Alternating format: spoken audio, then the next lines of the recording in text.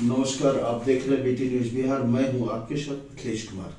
अभी मैं पूर्णिया डिस्ट्रिक्ट का रुपौली प्रखंड अंतर्गत सर आपका पंचायत बसंतपुर पंचायत के मुखिया प्रतिनिधि सह सांसद प्रतिनिधि श्री आफ्ताब आलम उर्फ पप्पू साहब के साथ पंचायत स्तर से लेकर कुछ खास बातचीत। सर अपना परिचय बताइए। नमस्कार जी। सबसे पहले मैं आपके चैनल के द्वारा जी। पूर्णिया लोकसभा के सभी आम जनता को नए साल 2025 का हार्दिक शुभकामनाएं।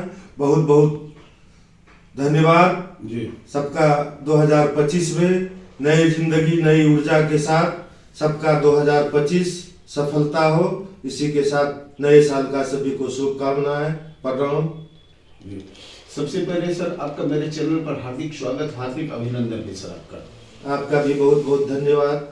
सर सबसे पहले सवाल आपके साथ हमारे हैं कि पंचायत स्तर पर जो नल जल की योजना है सर, उस पर आप थोड़ा सा स्पष्ट रूप से दर्शकों को बताइए सर। सरकार की जो ये नल जल योजनाएं थी सर, इस पर आप क्या कहना चाहेंगे? कितनी इसमें सफलताएं हैं, कितनी असफलताएं हैं? हमारे माननीय मुख्यमंत्री के द्वारा जो ये पंचायत में 7 निश्चय के तहत नल जल का योजना पंचायत में जो दिया गया बिहार की आम जनताओं को शुद्ध पानी पीने के लिए, ये फ्लॉप योजना है। ये धरातल पे कहीं भी सही से नल जल की योजना नहीं चल रही है।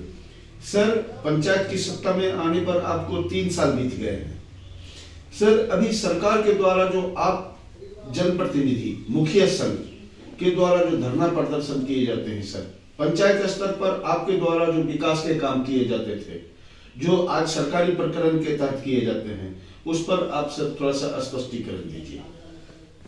देखिए, मैं आपके चैनल के द्वारा बता दूं कि हमारे माननीय मुख्यमंत्री नीतीश कुमार हमारे पंचायत के जनप्रतिनिधि के साथ ये बहुत सौतेला दुर्व्यवहार किया है। पंचायत की राशि को उन्होंने अभी टेंडर में डाल दिया।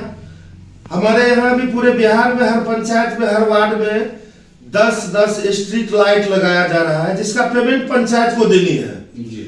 और वो लाइट हमारे हिसाब से 15 से 16 हजार की लाइट है और पंचायत उसको पेमेंट कर रही है 33,600 का कोटेशन है। और वो लाइट रात में अगर बिजली चली जाती है तो आप लोग भी अगर रात को कभी घूमने का मौका मिले तो देखिएगा कि लगता है एक टॉर्च जल रहा है।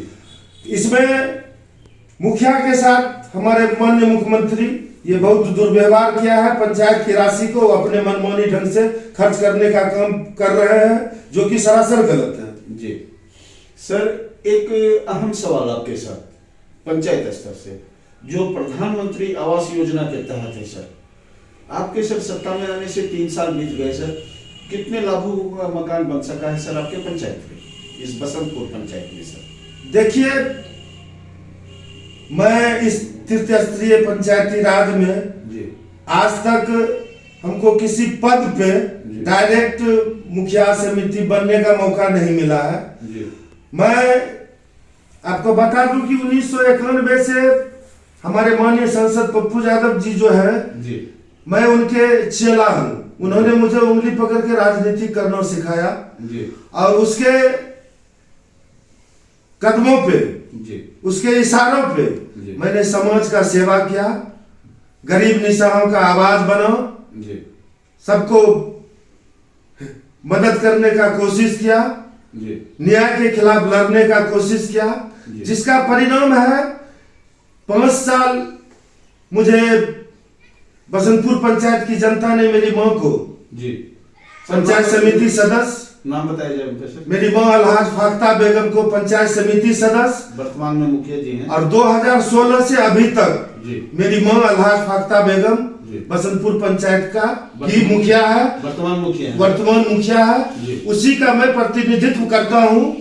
और अभी फिलहाल हमारे माननीय सांसद पप्पू यादव जी के द्वारा मुझे प्रखंड का संसद प्रतिनिधि का भी दायित्व मुझे दिया गया है, जिसका मैं भरपूर कोशिश करूंगा संसद जी के द्वारा, संसद जी के तरफ से मैं रुपौली की आम जनताओं की आवाज बन सकूं। जी सर, एक अहम सवाल आपके साथ, अभी जो विद्यार्थियों पर, बीपीएससी के अभ्यर्थियों पर जो लाठीचार्ज हुए, आपके माननीय सांसद पप्पू यादव जो पूर्णिया के सांसद हैं सर, उनके द्वारा सोशल मीडिया पर काफी विरोध किया गया है सर सरकार के खिलाफ में, उस पर आप क्या प्रतिक्रिया व्यक्त करें? जी, हमारे माननीय सांसद हमारे सभी बीपीएससी छात्रों के साथ हैं और इन छात्रों के लिए हमारे माननीय संसद जी के द्वारा कल दिनांक 3/1/2025 को सभी जिला मुख्यालय कार्यालय का रेल चक्का और एनएच जाम करने का हम लोग भरपूर प्रयास करेंगे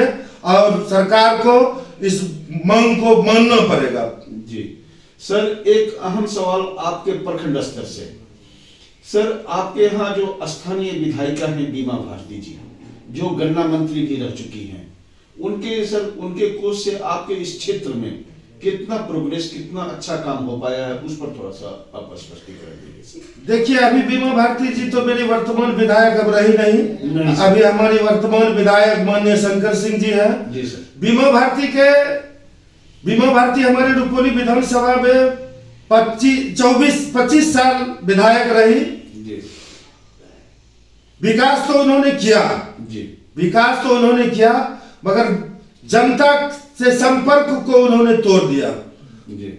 उनमें अपने आप में थोड़ा अहंकार महसूस होने लगा जी, कि मैं कुछ करूं या न करूं, जनता तो मुझे जिताएगी जी। मगर उसको सोचना चाहिए, ये जनता हर चीज को देखता है। जी सर, सामने जो उपचुनाव थे आपके विधानसभा में, रुपौली विधानसभा में जो उपचुनाव हुए सर, इसमें जो 3 प्रत्याशी थे आपके, कलाधर मंडल थे जदयू से सर, आपके निर्दलीय विधायक जो अभी निर्वाचित हुए हैं सर, शंकर सिंह जी, और दूसरी स्थान पर आपकी स्थानीय विधायिका, पूर्व विधायिका बीमा भारती। तो इन तीनों में जो स्थिति बनी थी सर, ऐसे में मुख्यमंत्री का भी आगमन आपके क्षेत्र में हुआ था सर जी, लेकिन लोगों के मन में ऐसी क्या भावना जगी जो निर्दलीय विधायक को चुना गया सर? आपको मैं पहले बता दिया कि बीमा भारती रुपौली विधानसभा में 25 साल से विधायक थी जी। विकास तो वो कर ही रही थी जी, मगर जनता से उन्होंने अपना संपर्क छोड़ दिया जी। उसके बाद लोग फोन करके इन्हें बुलाने का कोशिश करता था तो ये नहीं पहुंचती थी, अभी पहुंच रही है जी। अभी बिना बुलाए हर जगह जा रही है। यही सामने विधानसभा का चुनाव है, जबकि 2025 में इसी साल विधानसभा का चुनाव है। अभी हर जगह वो अपना चहलकदमी कर रही है, पब्लिकों के बीच जा रही है। और हमारे माननीय विधायक शंकर सिंह जी ये भी 25-20 साल से रुपौली विधानसभा के जनता के बीच सेवा में लगे हुए थे। एक बार इन्हें मौका भी मिला रामविलास पासवान जी के समय में, जो कि सरकार नहीं बन पाई थी, ये बेचारे शपथ ग्रहण भी नहीं ले पाए।